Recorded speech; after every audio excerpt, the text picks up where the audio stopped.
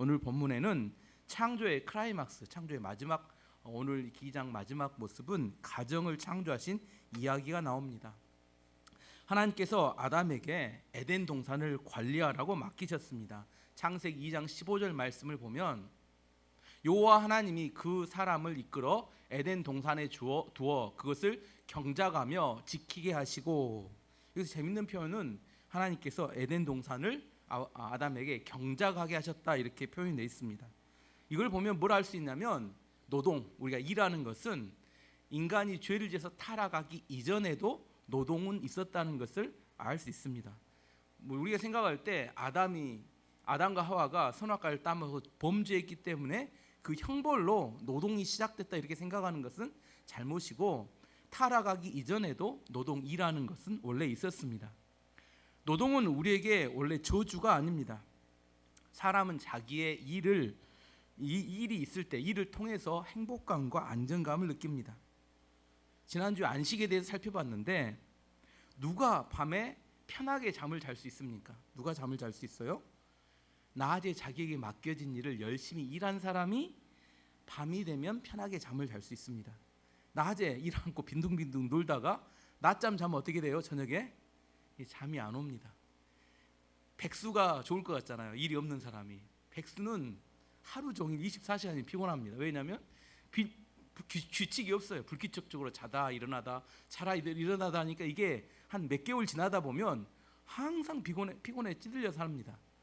사람이 규칙적으로 아침에 작은 일이라도 출근하고 규칙적으로 사는 사람들이 피곤하지 않고 활력이 있습니다. 요한복음 5장 17절 말씀 보면 예수께서 그들에게 이르시되 내 아버지께서 이제까지 일하시니 나도 일한다 하시매. 하나님은 어떤 분이냐면 일하신다 이렇게 표현됐어요. 아버지께서 일하시니까 나로 일하신다. 하나님은 어떤 분이라고요? 일하시는 분입니다. 일은 저주가 아니라 노동은 축복입니다. 저도 이 설교할 교회가 있고 설교를 들어줄 성도님들이 있는 게 저에게는 얼마나 큰 행복인지 모릅니다.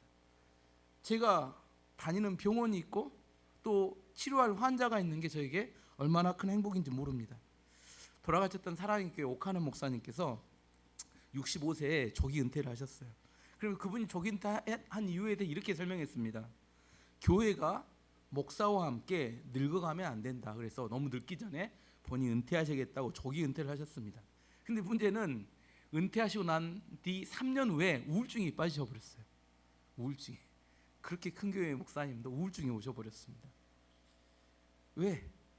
큰 교회를 사역하시다 보면 너무 일이 많으니까 피곤하게 지칠 것 같잖아요. 하지만 그 사역은 또한 힘과 활력을 주는 원동력이기도 합니다. 그래서 노동은 저주가 아니라 축복이다 이렇게 이야기할 수 있습니다.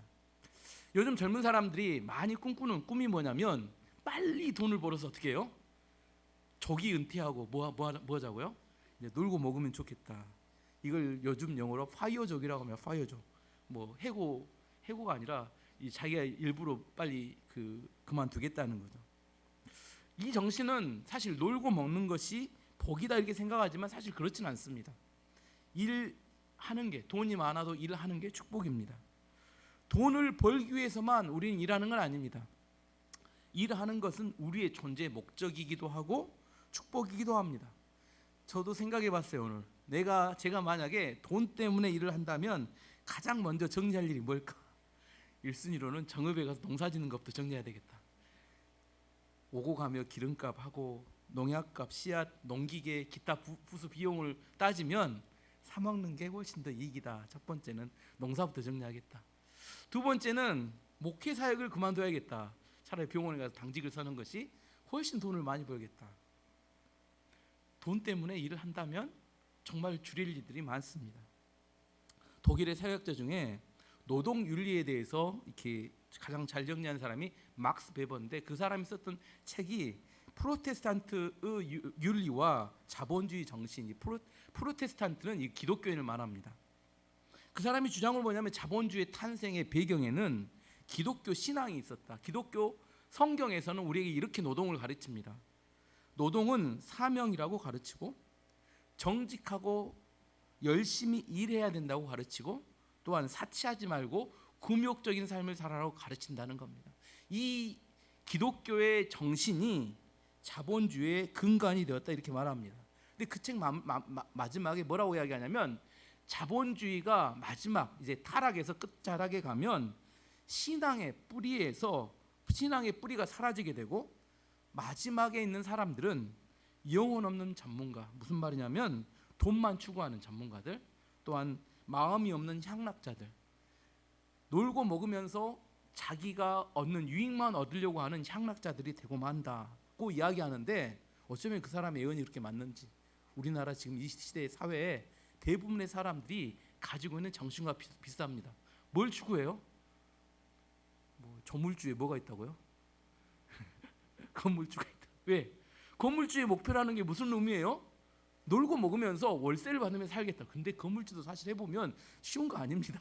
근데 우리 생각에 그 사람들은 놀고 먹는다고 생각하니까 그런 목표를 갖게 되는 게 이 시대가 타락했다는 증거라는 겁니다. 노동윤리가 사라져가고 있다는 거예요. 일본은 기독교가 부흥한 나라가 아닙니다. 그럼에도 불구하고 자본주의가 우리나라보다 훨씬 더 잘 발달했던 이유에 대해서 이렇게 설명합니다. 일본의 막스 베버 같은 사람이 있었다고 합니다. 그 사람은 원래 영문학자였는데 이름이 좀 이상해요. 나스메 소세키입니다. 이 사람이 그 영문학자라 영어 책을 번역하는데 이 막스 베버의 사상을 번역해서 일본에 소개했던 것 같아요.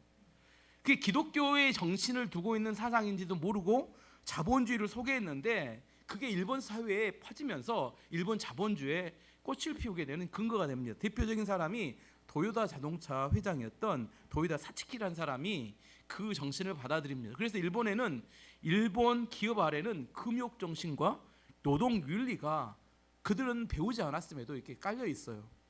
우리나라에도 그 시대에 이런 사상가들이 있었습니다. 대표적인 사람이 도산 안창호 선생님 같은 분들, 무실력행. 하지만 이분들은 영향력이 없었기 때문에 현재 우리나라 안에는 뭐가 없냐면 노동 윤리가 별로 없습니다. 어떤 게 중요하다고요? 놀고 먹는 것이 훨씬 낫다. 기독교 사상 안에 원래 자본주의 안에 있었던 그 사상은 이미 다 사라져 버렸고 우리도 그런 걸 잘 배우지 못했습니다. 어쨌든 오늘 그런 거 다 설명할 생각은 없고요. 노동은 저주가 아니라 축복이다. 이게 성경이 가르친다는 겁니다. 또한 오늘 본문에 보면 하나님께서 아담을 에덴 동산의 관리자로 세우시고 아담에게 특별한 사명을 하나 주셨는데 그건 뭐냐면 모든 동물들과 새들의 이름을 지어라 이렇게 말씀하셨어요. 19절 말씀 보면 여호와 하나님이 흙으로 각종 들짐승과 각종 공중의 새를 지으시고 아담이 무엇이라고 부르나 보시려고 그것들을 그에게 이끌어 가시니 아담이 각 생물을 부르는 것이 곧 그 이름이 되었더라. 이름 짓는 건 정말 어려운 것 같아요. 저는 목사라 가끔 아이들 이름이나 가게 이름을 짓는데 도와달라는 요청을 받습니다. 근데 그때마다 느껴요. 참 이름 짓기 어렵구나. 왜? 사람들이 어때요? 독특하면서도 세련되면서도 의미가 있는 이게 여러 가지를 다 포함되어 있는 또 촌스러우면 안 됩니다. 근데 이름 짓기가 매우 어려워요. 근데 아담은 들짐승과 새들의 이름을 잘 지어주었습니다. 성경학자들은 이렇게 해석합니다.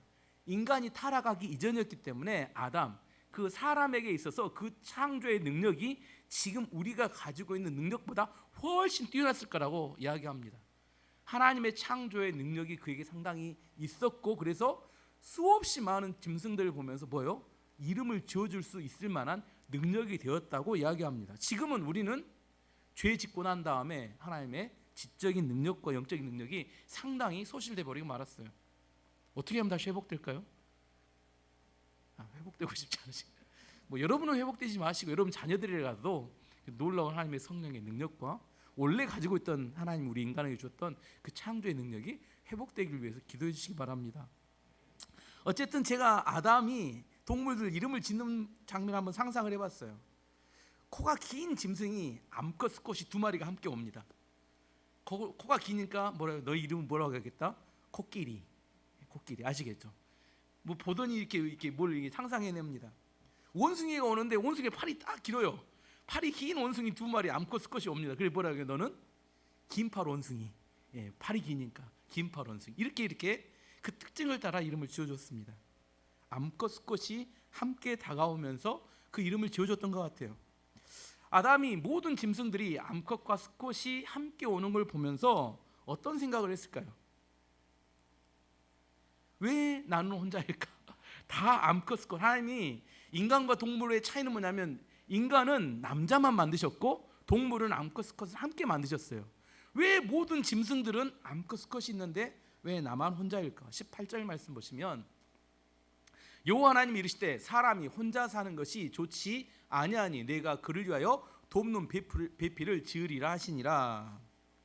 하나님께서 천지를 창조하신 다음에 1장부터 2장까지 계속 뭐라고 하냐면 좋더라, 좋았더라, 좋았더라, 매우 좋았더라 이렇게 계속 좋다고 이야기하시다가 처음으로 하나님께서 not good, 좋지 않더라 이렇게 말씀하셨어요. 왜 좋지 않았냐면 아담이 혼자 사는 것이 좋지 않았다 이렇게 이야기합니다. 이제 아담의 상황을 내가 한번 다 정리해 보겠습니다. 아담의 지적인 능력은 엄청 출중했습니다. 우리보다 훨씬 더 영적인 능력도 뛰어난 사람이었어요. 정말 멋진 집에 살았습니다. 아담의 집은 어디예요? 에덴 동산. 혼자 살았다니까. 에덴은 엄청 좋은 집에 풍족한 양식, 엄청나게 많은 과실을 맺는 풍족한 부유한 사람이었습니다. 애완동물이 엄청 많았습니다. 다 이름 지어주고 그게 다 누구하고 놀아요? 아담과 함께 노는. 그리고 절경적으로 하나님께서 매일 방문하셔서 아담과 영적인 교제를 했어요. 영적으로 물질적으로 너무 풍족했는데 근데 그 상황을 하나님 뭐라고 해요? 좋다고요? 좋지 않다고요? not good. 이게 이상합니다. 너무 좋은데 커다란 집이 있고 풍족하다고 행복한 건 아닙니다. 지적인 능력이 뛰어나다고 행복한 것도 아닙니다. 개나 고양이 같은 애완견이 많다고 해서 애완동물이 많다고 해서 행복한 게 아닙니다. 여기에 좀 딜레마가 있는데 하나님과 교제가 잘 된다고 다 만족스럽지는 않다는 겁니다. 뭐가 부족해요? 아담에게 뭐가 부족했냐면 자기 수준에서 함께 나눌 짝이 없었던 것이 좋지 않았다 이렇게 성경은 이야기합니다. 그래서 하나님 결정하십니다. 어떻게 결정해요? 아담을 위해서 짝을 한 명 창조한 다음에 가정을 만들어주겠다 이렇게 하나님 결정하십니다. 그래서 아담을 잠들게 하신 후에 아담의 갈빗대 하나를 뽑아가지고 하와를 만들고 그 자리에 뭘 채워요? 살로 채웠다. 20절 21절 말씀 보면 아담이 모든 가축과 공중의 새와 들의 모든 짐승에게 이름을 주니라. 아담이 돕는 배필이 없으므로 여호와 하나님이 아담을 깊이 잠들게 하시니 잠들매 그가 그 갈빗대 하나를 취하고 살로 대신 채우시고. 마취과 의사들이 이야기합니다. 인류 최초의 마취과 의사는 누구다? 하나님이시다. 하나님께서 이렇게 그 아담을 마취시키셨어요. 그래서 잠들게 하신 후에 갈빗뼈 하나를 꺼냈습니다. 그리고 그 안에 살을 채우시는 수술을 하셨어요. 어떤 분이 이렇게 이야기하면 그러면 지금 현재도 남자는 여자보다 갈빗대 하나가 적습니까? 이렇게 물어본 사람 실제로 있습니다. 적을까요? 아닙니다. 그럼 지금 제가 사고 나서 갈빗대가 하나 부러지면 우리 애들은 다 갈빗대가 부러져서 태어난가요? 아니죠. 갈빗대 정상으로 태어나죠. 아담 때만 갈빗대가 하나 없고 그 다음부터는 다 갈빗뼈가 정상적으로 태어납니다. 유전되는 거 아닙니다. 갈빗뼈 뺐다고 해서. 남자와 여자의 창조의 과정을 살펴보면 재료가 좀 다르죠. 남자는 재료가 뭐예요? 흙으로 만든 다음에 거기 하나님이 생기를 부어넣으시니까 생명이 됐다. 사람이 됩니다. 여자는 뭘로 만들었어요? 갈비뼈, 뼈로. 재료가 좀 뼈로 본을 뜬 다음에 하나님이 이렇게 본을 뜬 다음에 거기다 뭐예요? 생기를 불어넣으시니까 여자가 된 겁니다. 뼈와 흙 중에 무엇이 더 강해요? 뼈가 훨씬 강하죠. 여자는 겉으로는 약한 척하지만 실제로는 훨씬 더 강합니다. 제가 살아보니까 만나보니까 여자들이 훨씬 강합니다. 더 오래 살아요. 병원에서 훨씬 오래 사십니다. 그러면 하나님께서 왜 하와를 흙으로 만들지 않으셨고 아담의 갈빗뼈로 만드셨을까? 두 가지 이유가 있습니다. 첫 번째는 아담과 하와를 둘이 합쳐야 뭐가 돼요? 온전한 한 사람이 됩니다. 하와는 뭘로 만들어졌어요? 갈빗뼈 하나. 아담은 뭘로 만들어졌어요? 갈빗뼈 하나 부족한 사람. 둘을 합치면 어떻게 돼요? 온전한 사람이 됩니다. 그래서 온전한 한 몸을 이루기, 가정을 이루기 위해서 갈빗대를 뺐습니다. 새로 흙으로 만들지 않으시고. 두 번째는 아담이 하와를 사랑하도록 하기 위해서입니다. 사람이 아무리 이타적이라고 해도 누구를 제일 사랑해요? 아담이 하와를 사랑한 것은 남을 사랑한 게 아니라 누구를 사랑한 거예요? 자기 갈빗대를 사랑한 겁니다. 그래서 아담이 하와를 보고 사랑할 수 있도록 하기 위해서 아담의 갈빗뼈로 하와를 만드신 겁니다. 아담이, 하나님께서 하와를 아담에게로 인도해 오자 아담이 난리가 났습니다. 23절 보면 아담이 이르되 이는 내 뼈 중에 뼈요 살 중에 살이라 이것을 남자에게서 취하였은즉 여자라 부리라 하시니라. 아담이 하와를 딱 보는 순간 그동안 아무리 많은 동물을 쳐다볼 때 느끼지 못했던 신비스러운 감정, 가슴이 콩닥콩닥 뛰기 시작합니다. 처음에는 콩닥콩닥 뛰는 나중에 어때요? 쿵쿵쿵 뜁니다. 난리가 났습니다. 그래서 혼자 이야기하면 뭐예요? 심장아 뭐라 하지 말라고요? 나대지 마라. 심장이 쿵쿵쿵 뛰고 난리가 나니까 도저히 참을 수 없어서 내뱉은 이야기가 이는 내 뼈 중에 뼈고 살 중에 살이다. 이런 사랑의 고백을 합니다. 이게 한마디로 정리하면 뭐냐면 내 심장이 미치겠다. 나는 내 마음이 미치겠다는 겁니다. 이런 감정은 하나님을 만나서 교제할 때도 아담이 느껴보지 못한 감정입니다. 에덴 동산에 맛있는 과일들을 아무리 많이 먹어도 아담이 한 번도 느껴보지 못한 감정이었고, 동물들과 재밌게 놀았어도 그때도 느껴보지 못한 감정이었어요. 이걸 뭐라고 해요? 첫사랑이라고. 첫사랑. 다 해보셨죠? 너무 오래돼서 또 기억이 가물가물하실 수 있는데, 제가 첫사랑에 대한 시를 한 편 가져왔습니다. 어디서 봤냐면 드라마 도깨비에 나왔던, 기억하시죠? 공유하고 이렇게 했던 사랑의 물리학이라는 첫사랑에 대한 시인데 오늘 제가 한번 읽어드리겠습니다. 질량의 크기는 부피와 비례하지 않는다. 제비꽃같이 조그마한 그 계집애가, 꽃잎같이 하늘거리는 그 계집애가 지구보다 더 큰 질량으로 나를 끌어당긴다. 순간 나는 뉴턴의 사과처럼 사정없이 그녀에게로 굴러 떨어졌다. 쿵 소리를 내며 쿵쿵 소리를 내며 심장이 하늘에서 땅끝까지 아찔한 진자 운동을 계속하였다. 첫사랑이었다. 뭔 말인지 모르시면 집에 찾아보시고 많이 묵상해 보시기 바랍니다. 잃어버렸던 그 연애 세포를 다시 한번 살려보시면서 심장이 하늘에서 땅끝까지 진자 운동을 이렇게 했다는. 지금 아담이 딱 그 마음이에요. 내가 아무리 설명해도 설명할 길이 없어서 시를 가져왔습니다. 아담의 마음이 내 뼈 중에 뼈요 살 중에 살, 이것을 아무리 제가 설명하려고 해도 잘못하면 이거 뭐 국어책 읽듯이 읽고 느낌이 없으면 이 성경을 전혀 이해를 못합니다. 아담이 가지고 있는 이 첫사랑의 느낌이 있어야 그 다음 진행할 수 있어요. 왜 하나님께서 아담에게 이런 첫사랑의 감동과 감격과 이 난리 나는 이 감정, 뜨거운 감정을 허락하셨을까요? 그래야 결혼을 할 수 있기 때문입니다. 결혼은 절대로 사람이 맨정신으로 할 수 있는 게 못 돼요. 내 심장이 이렇게 쿵쾅쿵쾅 뛰게 만드는 사람이 나타나야 그 사람과 뭐 할 결심을 해요. 내가 이제 이 사람과 결혼해야겠다. 이 결심을 한다니까요. 그렇지 않으면 이런 결심이 잘 안 서요. 그래서 이런 결심을 하게 되고 하나님께서 최초의 주례자가 되시고 인류 최초의 결혼식이 거행됩니다. 24절 말씀 보면 이러므로 남자가 부모를 떠나 그의 아내와 합하여 둘이 한 몸을 이룰지로다. 이게 결혼식 내용이죠.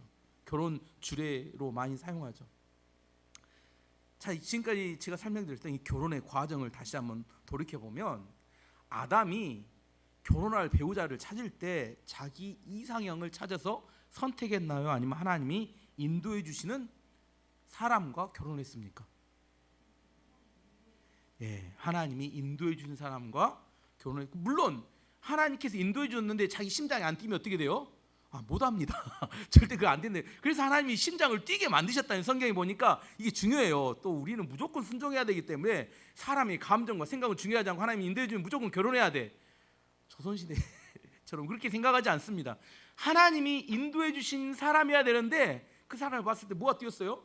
심장이 하늘부터 땅끝까지 뛰었고 그걸 결혼을 결심하게 됐어요. 하지만 이 결혼의 모든 주권자, 인도자는 누구였냐면 하나님이셨다는 사실을 기억해야 한다는 겁니다.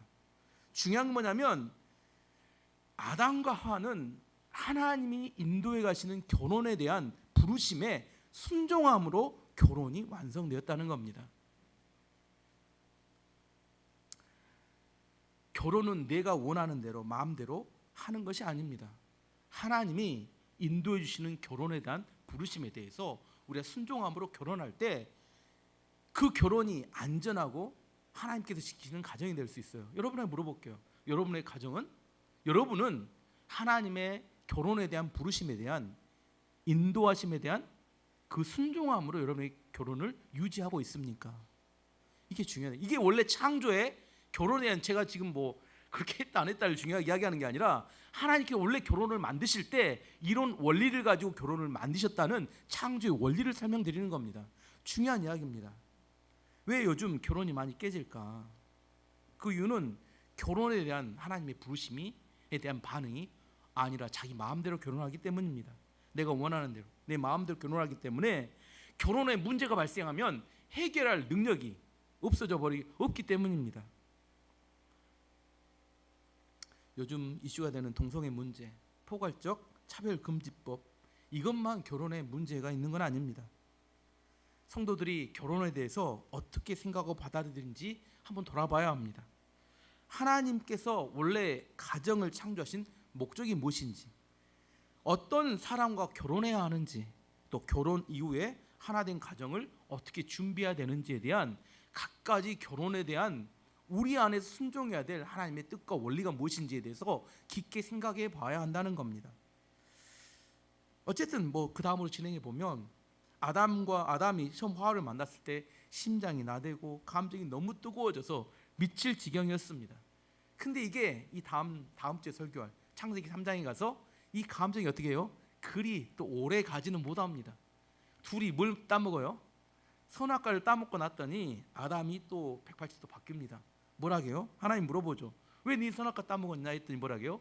하나님이 주신 저 여자가 선악과를 따먹게 했습니다 하고 모든 책임을 누구에게 전가해버려요? 예. 남자가 원래 이렇습니다. 책임을 지지 않고 비난하고 공격합니다. 아담과 하와만 그러는 게 아니라 우리가 이루고 있는 가정도 처음 결혼할 때는 어떤 마음으로 결혼해요? 너무 뜨거운 감정이 너무 좋아서 결혼합니다. 그 사람 아니면 못 살 것 같으니까. 지금 어떻게 해요? 지금 아니죠. 후에는 어떻게 돼요? 그 사람만 없으면 잘 살 것 같은데 그 사람 때문에 죽을 것 같은 이런 심정도 들을 수 있다는 겁니다. 왜냐하면 결혼할 때 뜨거운 감정이 들 때는 그 사람이 어떤 일을 하든 무슨 행동을 하든 다 받아주고 이해해 줄 수 있을 것 같아요. 하지만 눈에 뭐가 벗겨지면, 콩깍지가 시간이 지나고 벗겨지면 단점과 약점과 부족한 점만 투성이로 내 눈에 들어오기 때문입니다. 그래서 처음에 내 감정이 뜨거운 것에 모든 결혼 생활을 묶어놓으면 나중에 반드시 넘어지게 됩니다. 그 콩깍지가 벗겨졌을 때를 대비해서 남자와 여자의 차이에 대해서 공부도 해야 되고 성숙한 관계를 유지하는 방법에 대해서 훈련도 받아야 한다는 겁니다. 오늘은 여러 가지 내용이 있기 때문에 남자와 여자의 욕구의 차이 두 가지씩만 설명하고 우리 결혼이 어떤지에 대해 다시 한번 돌아보도록 하겠습니다. 여자의 욕구 두 가지부터 먼저 결혼을 위해서 한번 설명을 해보면, 여자는 어쩔 때 행복하느냐, 두 가지 욕구가 두 가지가 될 때 여자는 더 있지만 그 다음 더 설명은 19금이라 어린 아이들이 있기 때문에 안 하고 두 가지만 설명하겠습니다. 여자는 사랑받을 때 행복합니다. 뭐 할 때 행복하다고요? 사랑받을 때. 별로 사랑받고 싶지 않은 것 같은데 분위기는. 여자는 자신이 사랑받을 때 제 기능을 시작한다고 합니다. 성공한 여자보다는 사랑받는 여자가 더 행복하다고 합니다. 왜냐하면 하나님께서 여자를 창조하실 때 그렇게 창조하셨기 때문입니다. 아담이 하와를 향해서 이는 내 뼈 중에 뼈요 살 중에 살이라 이렇게 고백하고 노래를 불러줬을 때 하와는 매우 행복했습니다. 근데 중요한 것은 여자는 이걸 머리로 안다고 해서 행복하지 않아요.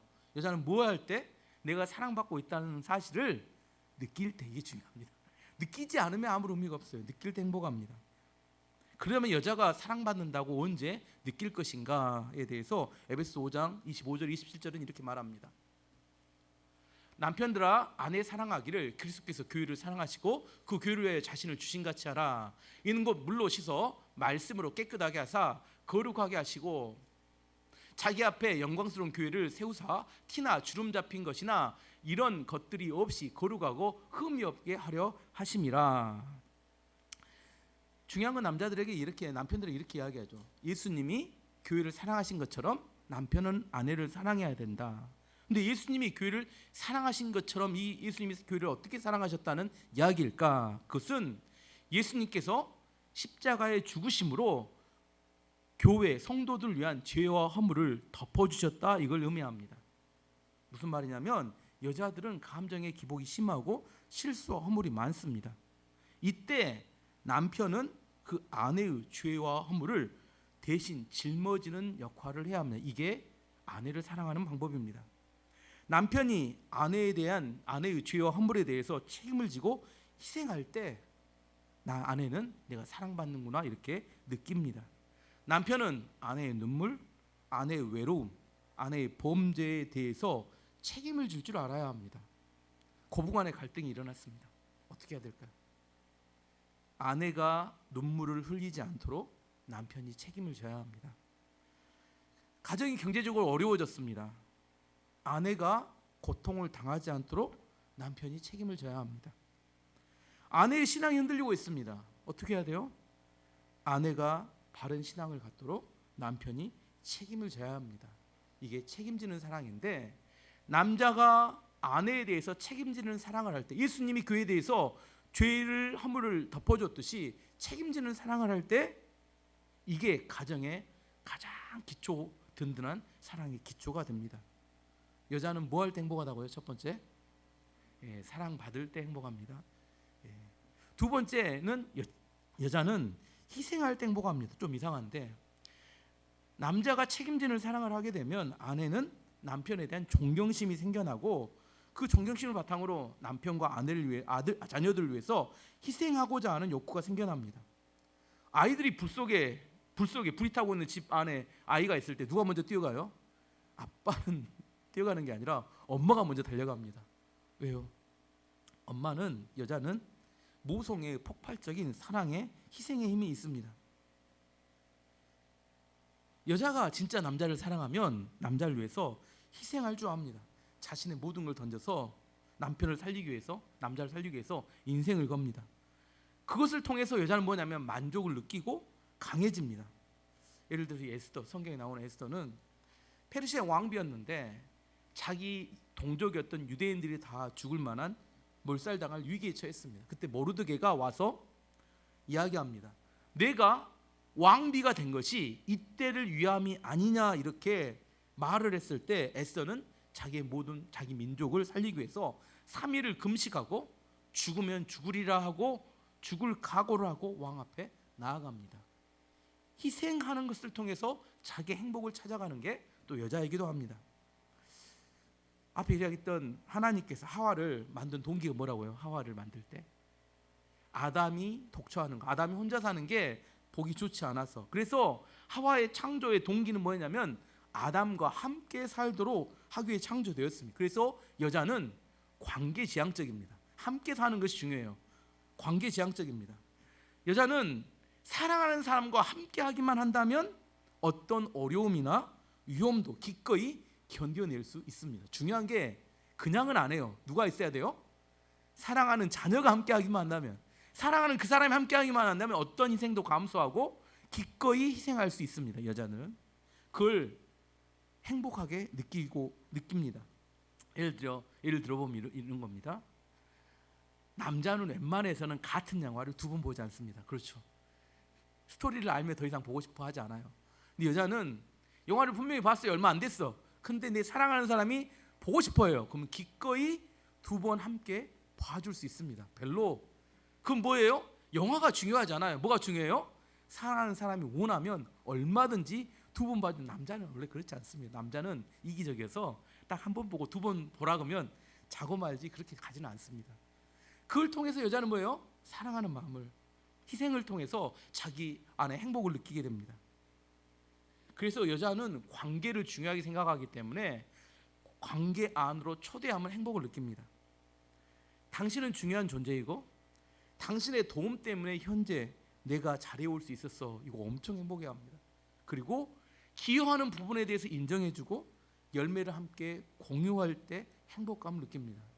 여자는 두 가지, 남자분들이 잘 들으셔야 되죠. 사랑받을 때, 사랑받는다는 것은 여자의 죄와 허물을 덮어줄 수 있는 책임지는 사랑을 할 때. 두 번째는 희생할 때.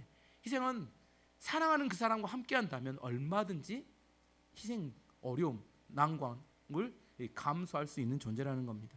반대로 이제 남자에게 필요한 두 가지 욕구에 대한 이야기를 해보면, 남자는 아내로부터 칭찬과 격려를 들을 때 행복해집니다. 18절 말씀 보면 여호와 하나님이 이르시되 사람이 혼자 사는 것이 좋지 아니하니 내가 그를 위하여 돕는 배필을 지으리라 하시니라. 돕는 배필, 영어로는 헬퍼, 이게 히브리어는 에제르래. 에제르. 이 에제르, 돕는 배필, 우리가 뭐 시다발이냐 이렇게 생각하는, 시다발이 아닙니다. 여기 말하는 에제르는 사무엘상 7장 12절 말씀에 에제르란 말이 한 번 더 나오는데, 사무엘상 7장 12절 보면 사무엘이 돌을 취하여 미스바와 센 사이에 세워 이르되 여호와께서 여기까지 우리를 도우셨다 하고 그 이름을 에벤에셀이라 하니라. 에벤에셀은 여호와께서 여기까지 우리를 도우셨다. 에벤에셀이, 에제르가 뒤에 나오는 에셀이 돕다 그런 이야기입니다. 도움의 돌 이런 뜻인데, 하나님 어떤 하나님이냐면 우리를 돕는 하나님이라는 거예요. 에제르는 하나님께 쓰는 단어입니다. 강한 자가 약한 자를 돕습니다. 그래서 여자는 남자의 하나님으로 창조되었다 이렇게 해도 틀리지 않습니다. 남자에게는 두 명의 하나님이 계십니다. 실제 하나님과 누구예요? 아내가 우리의 그 남자들의 하나님입니다.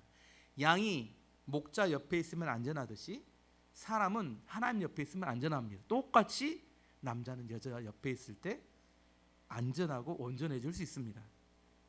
그러면 어떻게 여자들이 남자를 도울 수 있을까요? 제목에서 이야기했습니다.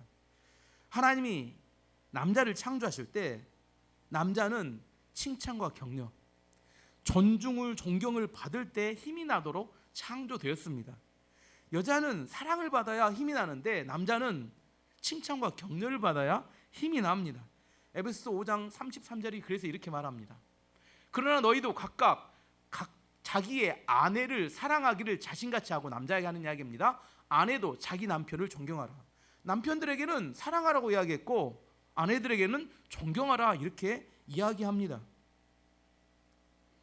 이렇게 설교하고 나면 꼭 물어보는 사람이 있어요. 칭찬할 만해야 칭찬하죠. 이래도 칭찬할 수, 이야기 들어보면 다 맞습니다. 다 맞아요. 정말 화가 나겠다 이런 생각이 듭니다. 그래서 제가 이야기하는 겁니다. 참 결혼하기 전에 선택을 잘 하셔야 돼요. 칭찬할 만한 사람과 결혼해야 합니다. 그래서 어떤 사람과 결혼하면 여자분들에게 가장 좋다고 생각, 성경적인 가치로 봤을 때는 내가 존경할 만한 사람과 결혼하는 게 결혼 배우자로 가장 합당한. 왜냐하면 성경에 계속된 가치는 뭐냐면 아내들에게 남편을 존경하고 복종하고 또 칭찬하고 격려하라고 이야기하기 때문에 이게 어떻게 하면 쉬워요? 존경할 만한 사람이면 쉬울 거 아니에요. 평생 내가 쉽게 살고 싶으면 성경의 가치대로 순종하시면 됩니다. 근데 그 선택을 잘못했어요. 어쩔 수 없습니다. 그냥 받아들이고 성경의 가치대로 또 살아가야 합니다. 우리 안에 그것이 또 하나님의 또 말씀에 올리기 때문에. 결혼 15년째 부부가 있었습니다. 형광등이 나갔어요. 근데 남편이 갈아주지 않는 겁니다. 남편에게 짜증을 내면서 형광등 좀 바꿔주세요 이렇게 이야기하면 좋은데 뭐라고 이야기해요? 이것 안 보여 하고 소리를 질렀습니다. 이거 안 보여. 이게 남자가 어떻게 해요? 안 보여 하니까 보고만 지나갔습니다. 안 보여 했으니까 보고만 지나갔대요. 그래서 내가 미쳐 저 인간을 믿고 꼼짝도 안 하네. 어떻게 저런 인간을 믿고 사나 막 이렇게 두들두들했어요. 이 여자분이 하도 화가 나니까 상담하는 분에게 가서 자기 남편 이야기하고 어떻게 해야 되냐고 물어봤더니 그분 이야기하죠. 싸우지 말고 아무리 힘들어도 매일 한 가지씩 남편을 칭찬해 줘라. 그리고 그 노트에 적어서 15일 후에 다시 보자 이렇게 이야기를 하더래요. 집에 들어와서 아무리 생각해 봐도 뭐가 없어요? 칭찬할 만한 거리 하나도 없는 거야. 남편이 이렇게 형광등 갈 생각은 안 하고 이발소를 갔다가 오더랍니다. 여자분이 꾹 참고 있었는데 이발하고 왔어. 이렇게 뭐라고 해야 되는데 이발했네. 산뜻하고 젊어 보여요 이렇게 이야기했습니다. 온 손발이 오그라들고 속이 부글부글 하는데 얼른 그 이야기를 하고 그 자리를 떴대요. 더 있으면 또 이상한 이야기 나올 것 같아서 얼른 떴습니다. 그리고 한쪽에 가서 노트에 적었습니다. 이발한 남편 칭찬함. 그 다음 날이 됐어요. 그 다음 날이 돼서 이제 출근했다가 퇴근하고 돌아왔는데 애들이 장난감이 있으니까 장난감으로 막 놀고 방이 어지러졌습니다. 이 남편이 어떻게 하냐면 손이 아니라 다리로 이렇게 딱 밀면서 이 장난감이 많으니까 지나갈 길이 없으니까 길만 딱 내갖고 지나가더래요. 또 이제 예전 같았으면 뭐라고요? 너는 손이 없냐 이렇게 나갔을 것 같은데 고마워요. 장난감도 치워주고. 그리고 또 얼른 나왔대요. 아시죠? 그 어떤 마음이. 그 자리에 있으면 안 돼요. 반드시 싸웁니다. 그 자리에 얼른 나와서 장난감을 치워주셨다고 칭찬함 이렇게 썼대요. 그 다음날 됐더니 퇴근할 때 보니까 손에 뭐가 들려있더래요. 형광등을 사갖고 왔더랍니다. 그리고 형광등을 갈아주고 나사로 잘 조여줘서 튼튼하게 형광등을 만들어주더라는 겁니다. 그때 아내가 깨달았다고 합니다. 우리 남편이 그동안 칭찬에 목말랐구나. 칭찬은 고래도 춤추게 한다는데 남자는 하나님께 만드실 때 칭찬과 격려받고 싶은 욕구가 있는 존재로 만드셨습니다. 이건 비참한 이야기인데 남편이 아내의 칭찬을 듣지 못하면 세상 사람 이야기입니다. 어디로 갈까요? 술집으로 갑니다. 돈을 내고 사장님 나이스, 사장님 최고 이야기를 들어서 돈을 내고 그 욕구를 채우게 됩니다. 남편이 왜 집에 잘 안 들어올까 한번 생각해 보셔야 합니다. 정말 바빠서 안 들어오는 건지 자기도 살아남으려고 안 들어오는 건지 이해하시겠죠? 남자는 뭐 해야 이렇게 행복하다고요? 칭찬과 격려를 들어야 행복합니다. 두 번째로 남자는 주기적으로 동굴에 들어가야 행복합니다. 여자분들은 절대 이해하기 어려운 이야기입니다. 저는 많이 사람들 만나 상담해 보면 반드시 맞습니다. 남자들은 동굴에 들어가야 행복합니다. 여자들은 함께 있고 함께 이야기하면 새로운 오래 이야기하면 새로운 힘이 막 납니다. 하지만 남자들은 오랫동안 이야기하게 되면 탈진합니다. 그래서 자기 탈진된 에너지, 지친 마음, 상처난 마음을 동굴에 들어가서 회복합니다. 오랫동안 동굴에 들어가서 가만히 있으면 그냥 상처가 자연 치유가 돼요. 그리고 고갈된 에너지가 회복이 됩니다. 그리고 나서 동굴에서 나오면 어떻게 돼요? 애들과 놀아줄 수 있고 아내와 대화를 해줄 수 있습니다. 근데 여자분들은 동굴이 필요가 없습니다. 여자분들이 화가 나서 방문을 잠고 집에 들어가면 방으로 들어갑니다. 근데 남자들이 뭐라고 생각해요? 좀 있으면 회복돼서 나오겠다. 절대 그렇지 않습니다. 여자들은 동굴이 필요 있는 존재가 아닙니다. 여자들이 방문 잠고 들어가는 건 뭘 의미하냐면 저 상처받았어요. 그럼 어떻게 해줘야 돼요? 빨리 나오도록 무슨 수단과 방법을 가리지 않고 나오도록 해줘야 합니다. 어떤 의미냐면 방문을 잠고 이렇게 들어간 이유는 나 화났으니까 빨리 사과하고 내가 원하는 거 들어주세요. 지금 이런 의미로 지금 방에 들어가 있는 겁니다. 어떻게 해요? 빨리 끄집어내야 됩니다. 거기서 남자들은 생각합니다. 자기들은 들어가 있으면 치료가 되니까 여자들도 들어가면 치료가 된다고 생각하는데 절대 그렇지 않습니다. 자, 이제 아시겠죠? 남자들은 방문을 잠그고 들어가면 여자분들 어떻게 해야 된다고요? 대화하자고 제발 부르지 마세요. 나는 오늘 저녁에 잠을 못 자는데 오늘 밤에 대화를 해서 반드시 해결해야 돼. 이렇게 되면 난리 납니다. 내버려 두면 자연 치유가 됩니다.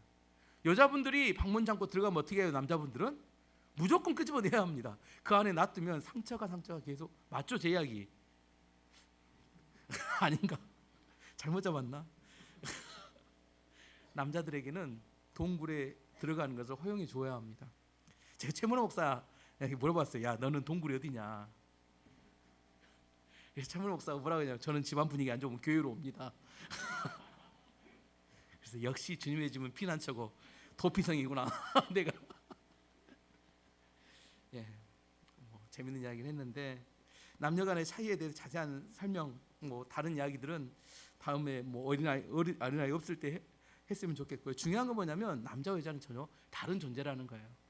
우리가 콩깍지가 씌고 너무너무 사랑할 때 감정이 아까 말한 첫사랑에 뜨거운 감정이 있을 때는 뭐든지 다 해줄 수 있을 것처럼 생각하지만 그 감정이 식어지고 콩깍지가 벗어지면 이제 그 단점과 연약한 부분이 들어오기 때문에 그것을 극복하기 위해서는 서로를 잘 이해하고 알아야 되며 내가 그런 이야기와 그런 태도를 위해서 훈련해야 합니다.